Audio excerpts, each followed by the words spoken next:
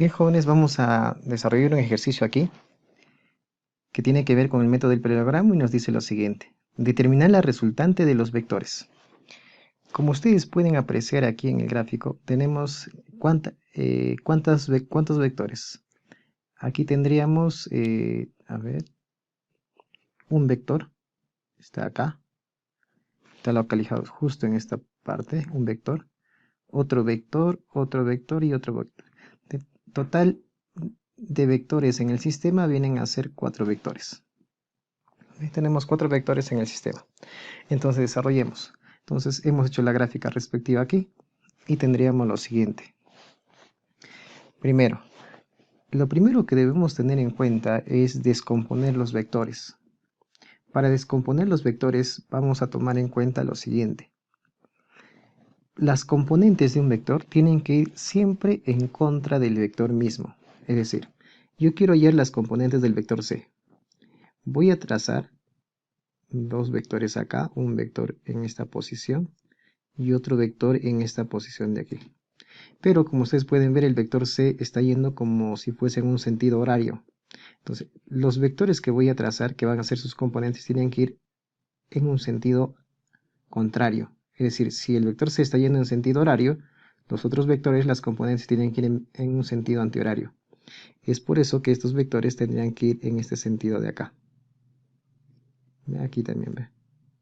Tendrían que ir en este sentido. Quiere decir que estos dos vectores que estoy trazándolo de este color van a ser las componentes del vector C. Como son las componentes, eso quiere decir que este vector C ya no tendría que estar en tu gráfico. Ya tengo sus componentes. Ahora podemos hacer lo mismo con el vector D. Del vector D también puedo trazar dos componentes. Aquí voy a trazar un 1. Aquí voy a trazar otra componente. Pero como ustedes verán, si el vector D está yendo en un sentido antihorario, las componentes deberían ir en un sentido horario. Entonces, estas componentes tendrían que ir en este sentido. ¿Ve? Y entonces, fíjense, el vector D está yendo en un sentido antihorario, mientras que sus componentes de color celeste están yendo en sentido horario. Por tanto, este vector D también ya no estaría en mi gráfica. Si se dan cuenta, en tal caso, tenemos actualmente en mi sistema ya no 4 vectores como teníamos al inicio. Al inicio tendríamos un vector, 2 vectores aquí, 3 vectores y 4 vectores. Ahora tenemos mayor cantidad de vectores. Miren, aquí yo tengo un vector, el blanco, este rosado 2, o morado, 2, 3 vectores con este de acá. Acá tendría 2 celestes, 4 y 5, y el vector blanco, 6. 6 vectores ya tenemos. Pero por condiciones del problema, también tenemos lo siguiente. Este vector que está yendo hacia la derecha, con este vector que está yendo hacia la izquierda, tienen el mismo módulo, pero sentidos contrarios. Por tanto, este vector de acá, conjuntamente con este vector de acá, se pueden anular. Entonces solamente me estaría quedando estos vectores de aquí, este blanco con este rosado de acá, y este blanco con este celeste. Entonces yo podría poner como lo siguiente. Si este vector se llama a este vector también te podríamos llamarle el vector A. Por total son vectores iguales, están teniendo el mismo módulo, tienen el mismo tamaño y también está yendo para la misma dirección. Si este vector le hemos llamado B, el color del color blanco, eso quiere decir que este de color celeste también viene a ser el vector B. ¿Cuánto valía el vector A? Si vemos acá, el vector A valía 3, y entonces dos veces el vector tendrán un valor de el doble, es decir, tendrían un vector de 6. Yo podría colocar aquí un vector, y este vector le tendría que colocar de un valor de 6. Igualito acá, el vector B tiene un valor de 5, entonces como yo tengo dos vectores, el blanco y el celeste, ya no valdría 5, sino el doble. Y en tal caso el doble tendría que ser 10. Tengo 10. Voy a aplicar el método del paralelogramo, ¿no? Y al aplicar el método del paralelogramo tendríamos lo siguiente. 6 y 10, trazo paralelas. Paralela al 10 sería estas partes, ¿no? Esta línea de acá. Continúa. Y esta de acá, paralelo al 6 tendría que ser esta línea de acá. Voy a trazar el vector resultante. Este sería el vector resultante. Este sería el vector que va a reemplazar a los dos. Y bueno, nosotros sabemos que el método de paralelogramo tiene la siguiente secuencia, ¿no? Que el módulo de esa resultante va a ser igual a la raíz cuadrada del primer vector que esté elevado al cuadrado, más el segundo vector que esté elevado al cuadrado, más 2 veces AB, y esto multiplicado por el coseno de teta.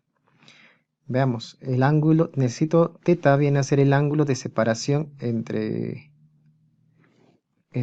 ambos vectores. El vector que tenía módulo 6 con el vector que tenía el módulo 10 tendrían como ángulo de separación esto de acá. Y ese ángulo, según datos del problema, este vale 60 grados. Entonces aquí tendríamos un valor de 60 grados. Ahí tendríamos un valor de 60 grados. Y bueno, acá podríamos colocar, ¿no? Coseno de 60 grados, ¿cuánto viene a ser? El coseno de 60 grados viene a ser igual a 1/2. Listo, entonces reemplacemos, ¿no? El vector resultante, reemplazamos esta formulita acá y tendríamos lo siguiente. El módulo de la resultante tendría que ser igual a la raíz cuadrada. ¿A la raíz cuadrada de quién? Del primero al cuadrado. Pero ojo, hay un pequeño truquito. Cuando tú quieras sacar la raíz cuadrada,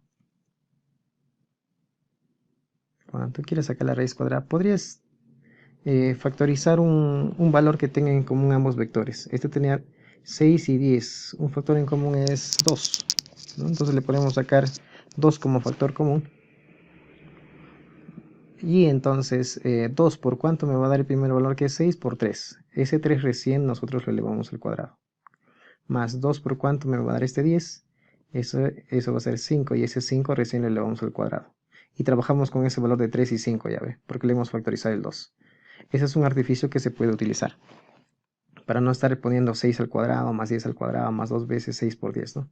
Entonces se factoriza el número 2. Ya bueno, entonces continúo con este 3 y este 5. Sería el primero al cuadrado, 3 al cuadrado, más el segundo al cuadrado, más 2 veces el primer valor, que era 3, por el segundo valor, que es 5, y esto por el coseno del ángulo 60. Y el coseno del ángulo 60 en este caso vendría a ser 1/2. Ahí tendríamos, y entonces la resultante tendría que ser igual a 2 raíz cuadrada, ¿no? Raíz cuadrada de 3 al cuadrado, que sería 9, 5 al cuadrado, que sería 25, más, en este caso tendríamos lo siguiente. Podríamos eliminar un valor acá, este 2 de acá con este 2 de acá, entonces 3 y 5 sería solamente 15.